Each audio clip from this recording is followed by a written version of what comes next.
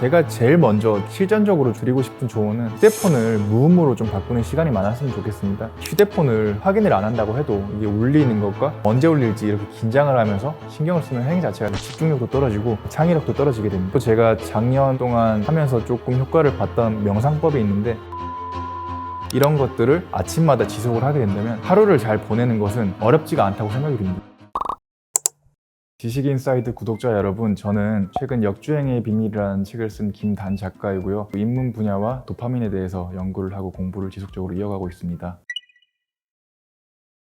인간은 수만 년 전 야생동물을 사냥하면서 생존을 이어나갔습니다. 예를 들어서 들소 같은 경우에는 시속 50km가 넘는데 시속 50km인 들소를 시속 10km가 안 되는 인간이 사냥할 확률은 20 미만에 그쳤습니다. 그래서 인간은 첫 번째로 연대를 했고요. 두 번째로는 미약한 확률에도 생존을 담보로 한 도박을 뛰어들 수 있을 만큼 불확실성을 좋아하는 그런 기호를 키워나갔습니다. 그래서 현재 우리도 생존의 위협에서는 모두 벗어났지만 불확실성을 사랑하기 때문에 자극적인 영상과 피드에 중독이 되고 저희가 통제할 수 없는 불필요한 지위 그리고 명예, 평판 같은 것에 집착을 하느라 혁신의 기회들을 놓치고 있습니다. 거기다 더해서 도파민은 불만족을 느끼게 하는 호르몬입니다. 불만족을 느끼게 해서 만족을 위한 행동을 유도하는 호르몬인데, 인간은 전 세계에 있는 모든 생명체 가운데 도파민 활성도가 가장 높습니다. 침팬지의 3배에 달하는데요. 그 말인즉슨 인간은 전 세계에 있는 모든 동물 가운데 가장 불만족스러운 생물이다, 이렇게 정의를 할 수가 있습니다. 레오나르도 다빈치는 그렇게 많은 문화적 유산들을 남겼음에도 불구하고 자신이 시간을 너무 낭비한 것 같다고 말년에 말을 했고, 마더 테레사 수녀는 그렇게 선한 삶을 살았음에도 노벨상을 받기 일주일 전 그 동료 신부에게 나에게 보이는 것은 공허와 허무뿐이다 라고 말을 했습니다.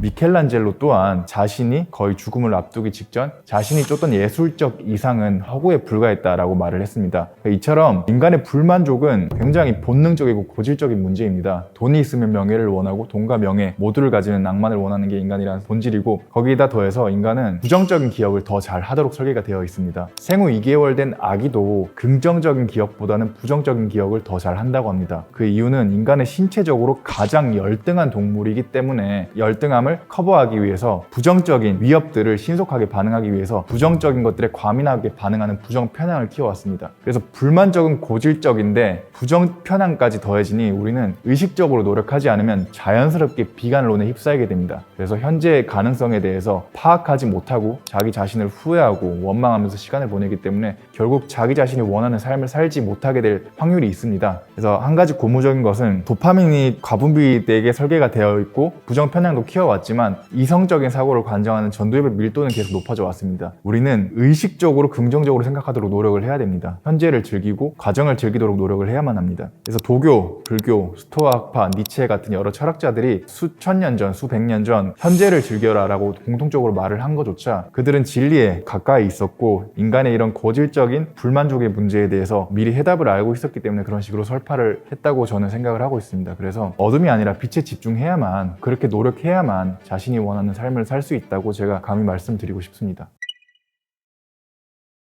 일단은 사람들이 역주행을 하기 힘든 이유는 두리번거리기 때문이라고 생각을 합니다. 인류가 아프리카에서 기원을 해서 베링해협을 건너 남미까지 수백만 킬로로 건너온 것처럼 알겠지만 인간은 불만족 권태를 쉽게 느끼고 기본적으로 두리번거리고 주위를 전체적으로 보는 것에 치중을 하는 경향이 있습니다. 근데 위기는 선택지를 많이 앗아갑니다. 그래서 선택지가 별로 없기 때문에 그 선택지에 더욱 매몰되는 집중력을 통해서 인간이 위기를 통해서 혁신을 많이 하지 않았나 이렇게 생각을 합니다. 일례로 레고를 창업한 크리스티 안센은 공장의 화재로 그 나무 목재 장난감 회사를 전부 잃었습니다. 역설적으로 1943년에 그런 사건이 일어나고 난 다음에야 플라스틱이라는 신소재에 주목을 했고 이제 레고를 만들 수 있었습니다. 그리고 에어비앤비 창업자 또한 월세가 밀릴 정도로 생활이 공공해지고 나서야 자신의 집을 타인에게 렌트를 해주는 에어비앤비 창업의 초석을 만들 수 있었고, 넷플릭스 또한 블록버스터라는 경쟁사에 자신의 회사를 매각에 실패하고 나서야 온라인으로 전환을 진입을 할 수 있었습니다. 이처럼 선택지가 없는 것은 부정적으로 생각해 볼 만한 문제는 아닌 것 같습니다. 집중력이 제일 중요하기 때문에 유배지에서 명저들이 많이 탄생을 했습니다. 마키아벨리의 군지론도 그렇고 그 동의보감도 사실은 유배지에서 탄생을 했고, 정약용 선생 같은 경우에도 그 유배지에서 실학을 집대성을 했습니다. 그래서 사람들은 그냥 있을 때는 빛을 잘 보지 못하지만 역설적으로 어둠이 닥쳐왔을 때 빛을 더 뚜렷하게 보는 그런 경향이 있기 때문에 어둠에 긍정적인 부분이 분명히 있다, 이렇게 말씀드리고 싶습니다. 현대 산업계에서 보면은 바디 브랜드의 창업자 같은 경우에도 자살 결심을 했을 정도로 삶이 많이 힘들었고, 당연히 요즘 많이 알고 있는 백종원 창업자 같은 경우에도 그렇고, 셀트리온의 서정진 회장님 같은 경우에도 극단적으로 빚이 굉장히 많았던 경험이 있었습니다. 근데 빚을 극복해야겠다라는 이런 맥락이 발굴되면서 사업을 어떻게든 일으켜야겠다라는 생각으로 자신의 모든 일상을 집중시키니까 그거를 해소를 할 수 있었던 계기가 되었지 않나라고 생각을 합니다. 그래서 결국에는 기존에 있던 사업이 허물어지게 되면은 새로운 차원의 생각이 많이 열립니다. 그래서 그런 부분을 통해서 혁신의 기회가 많이 발굴되지 않나라는 생각이 들고, 그래서 제가 말씀을 드리고 싶은 거는 극단적인 실패를 하라 이런 말이 아니라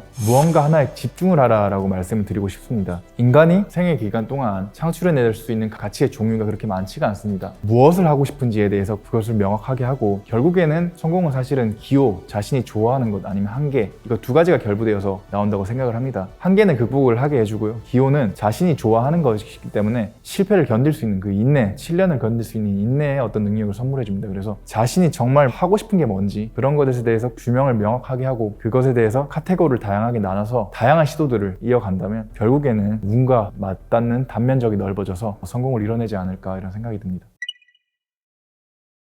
메타 사고는 라틴어 어원으로는 그 모든 것을 넘어서 라는 것이고, 일반적으로 사용되는 의미는 좀 차원을 넓게 해서 거시적으로 보는 시야를 말을 합니다. 그래서 메타 사고가 필요한 이유는 자신이 어떤 지형에 몸담아야 될지 전략을 세우는 데 용이하기 때문입니다. 손자병법에서 보면은 명장의 싸움은 오히려 그 영맹함이 두드러지지 않는다고 합니다. 그 이유는 명장은 지형을 이용하기 때문입니다. 고지대를 등지고 저지대에 있는 벽과 싸우고 염분과 택지가 많은 습한 지대에 있는 적을 상대로 싸우기 때문에 오히려 그 승리가 미리 예정된 것처럼 보인다는 것입니다. 그래서 자신이 본연의 노동력을 가장 효율적으로 파악할 수 있는 지형을 점하기 위해서 어떤 메타사고는 필요하다고 생각을 합니다. 그래서 메타사고를 통해서 결론적으로 우리는 가설을 얻게 됩니다. 가설을 증명시키는 과정을 통해서 거시적인 시각을 늘리게 되는데, 예를 들어서 이순신 장군도 닭이 울기 전에 매일같이 생각을 하고 책을 읽고 난중일기를 전쟁 와중에도 쓴 것처럼, 그래서 이러한 과정을 통해서 하객진 전술, 적을 유인하고 일시에 적과 역방향으로 상계해서 적을 침퇴하는 그런 하객진 전술이 성공할 것이라는 가설을 세울 수 있었다고 생각을 합니다. 결국에는 성공을 위해서는 남들과 역방향으로 가야 된다고 생각을 합니다. 그를 위해서 가장 좋은 방법이 글을 쓰고 많이 생각하는 것이 아닐까 이렇게 생각을 하고 있습니다.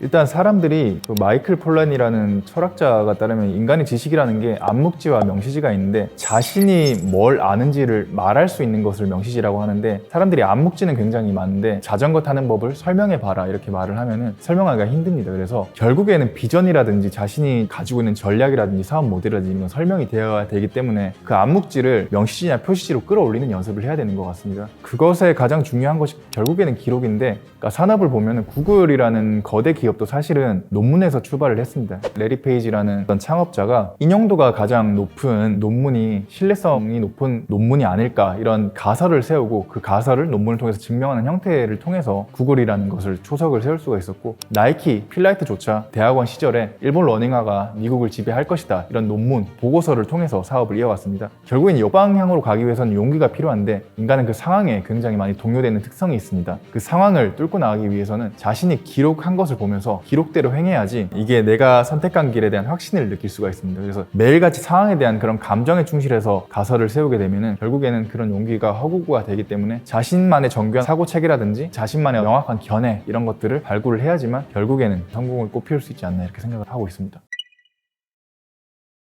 제가 제일 먼저 실전적으로 드리고 싶은 조언은 휴대폰을 무음으로 좀 바꾸는 시간이 많았으면 좋겠습니다. 일단 인간의 도파민은 예측 불가능한 것, 통제 불가능한 것을 대할 때 폭발적으로 분비되는 성향이 있는데, 휴대폰을 확인을 안 한다고 해도 이게 울리는 것과 언제 울릴지 이렇게 긴장을 하면서 신경을 쓰는 행위 자체가 굉장한 두뇌 누수가 발생이 됩니다. 그래서 집중력도 떨어지고 창의력도 떨어지게 됩니다. 그래서 뭐 1시간마다 확인해도 좋고 30분마다 확인해도 좋고 그런 루틴을 만들어서 이걸 통제 가능한 것으로 변화시키면 뇌를 좀 더 효과적으로 사용할 수 있지 않을까라는 생각이 들고, 개인적으로 제가 작년 동안 하면서 조금 효과를 봤던 명상법이 있는데, 인간은 기본적으로 피드백을 원하고 있기 때문에 그런 표적을 당겨서 내가 하루를 잘 보내는 명상 이런 것들을 아침마다 지속을 하게 된다면 그 하루를 잘 보내는 것은 어렵지가 않다고 생각이 듭니다. 그래서 거북하지 않는 과정이기 때문에 그 하루를 잘 보내는 그런 명상에 한 10분 정도를 투자를 하게 된다면 하루를 잘 보낼 확률이 굉장히 높아지게 됩니다. 그래서 압도적인 근면성을 확보할 수 있게 되고요. 그를 토대로 자신감이라는 게 생깁니다. 자신감이 생긴다면 굉장히 많은 것들을 이뤄낼 수 있기 때문에 하루하루를 어떻게 보낼지에 대한 긍정적인 상상들을 많이 하셨으면 좋겠습니다.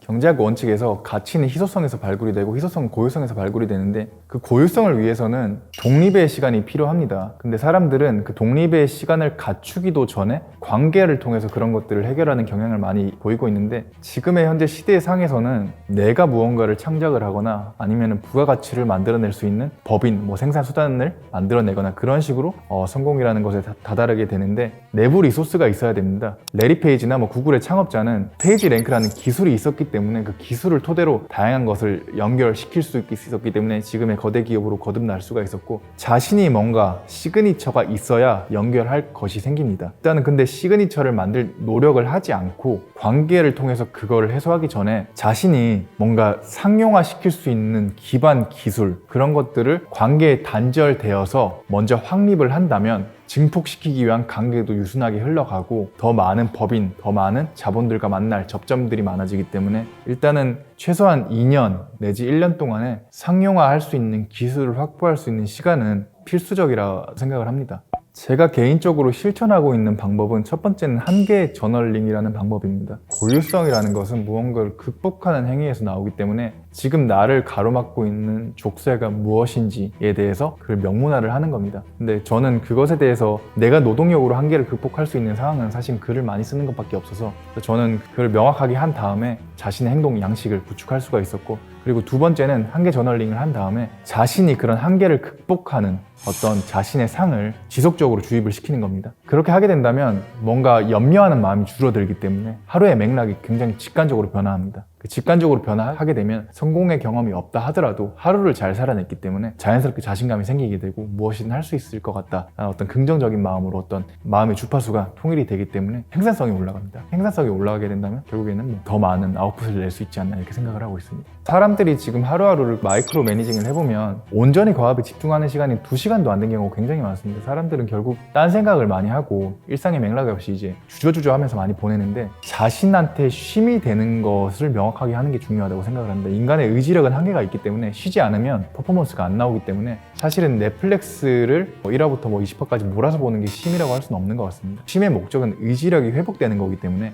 영상에 오롯이 집중을 하고 그것에 계속해서 시간을 뺏기게 된다면 오히려 체력적으로 소진이 되고 의지력이 충족이 되지 않기 때문에 자신이 어떤 쉼을 통해서 의지력이 충전이 되는가, 이런 것들을 자기 자신을 좀 알아보는 습관이 필요하다고 생각을 합니다. 예를 들어서 저는 좋아하는 카페를 가는 것, 좋아하는 책을 몇 페이지 정도를 읽는 것, 좋아하는 거리를 산책을 하는 것, 이런 것처럼 좀 효율적인 쉼에 대한 어떤 루틴들이 있기 때문에, 그래서 결국에는 그 쉼을 효율적으로 쉬고 그리고 나머지 그 시간들을 과업에 철저하게 몰두를 하게 된다면 최적의 어떤 그 하루들이 생성이 되지 않나 이렇게 생각을 하고 있습니다. 성공은 결국 자신이 무엇을 할 수 있는가, 하고 싶은가에 대해서 정의를 내리고, 그러면 어떻게 뚜렷해질 것인가에 대해서 전략적인 사고를 하고 그것을 어떻게 퍼뜨릴까에 대해서 효율적인 사고를 하는 과정에서 탄생을 한다고 생각을 합니다. 그러니까 결국에는 이제 풍요로움에 집중을 해야 되는 건데요. 어떠한 상황 속에서도 가능성이 있다라는 생각을 견지를 하고 계속해서 노력을 이어가야지만 인생을 변화시킬 수 있는 계기를 스스로 마련할 수 있지 않을까라고 생각을 합니다. 지금 현대사회에서 성공을 하기 힘든 가장 큰 요인은 비교라고 생각을 합니다. 인간은 기본적으로 상향 비교, 나보다 잘난 사람을 볼 때 뇌의 고통을 반응하는 부위가 반응을 합니다. 그리고 자신보다 못한 사람을 볼 때 마음에 어떤 단 것을 먹을 때 반응하는 그런 뇌의 부위가 반응을 합니다. 결론적으로 위로 보면은 아프고 밑으로 보면은 즐겁다, 이게 인간인데, 그래서 결국 사람들은 지금 많은 것들이 연결되어 있기 때문에 자연스럽게 유튜브 채널이라든지 SNS라든지 자신보다 뛰어난 사람들을 많이 보게 됩니다. 그래서 뇌에서 어떤 맹목적으로 추정을 하거나 아니면 고통을 느끼거나 정신을 오롯이 유지하기가 굉장히 힘든 상황을 겪고 있는데, 그런 상향 비교를 멈추고, 그렇다고 해서 자신보다 못한 사람을 바라보고 즐거움을 느끼는 하향 비교도 멈추고, 결국에는 가장 중요한 것은 나로 오롯이 존재하는 것이고, 내가 그렇게 굽어보아야 할 대상은 오히려 사람이 아니라 세상, 그 안에서 자신감, 가능성을 발굴하는 태도를 통해서 좀 사람다운 삶을 살 수 있지 않을까 이렇게 생각을 하고 있습니다. 책에서도 결국에 많은 사람들의 이야기를 담았지만 그 사람들은 자신다움을 잃지 않았습니다. 이 사람들의 공통점은 자신이 잘하고 싶은 것 혹은 자신이 하고 싶은 것을 해서 성공을 거둔 사람들이라는 것입니다. 사회적 시선 때문에 자신이 무언가를 하기를 고민을 하고 계신 분들, 혹은 현재 실패로 인해서 마음의 낙담이 크신 분들이 책을 통해서 큰 위로를 받으셨으면 좋겠습니다.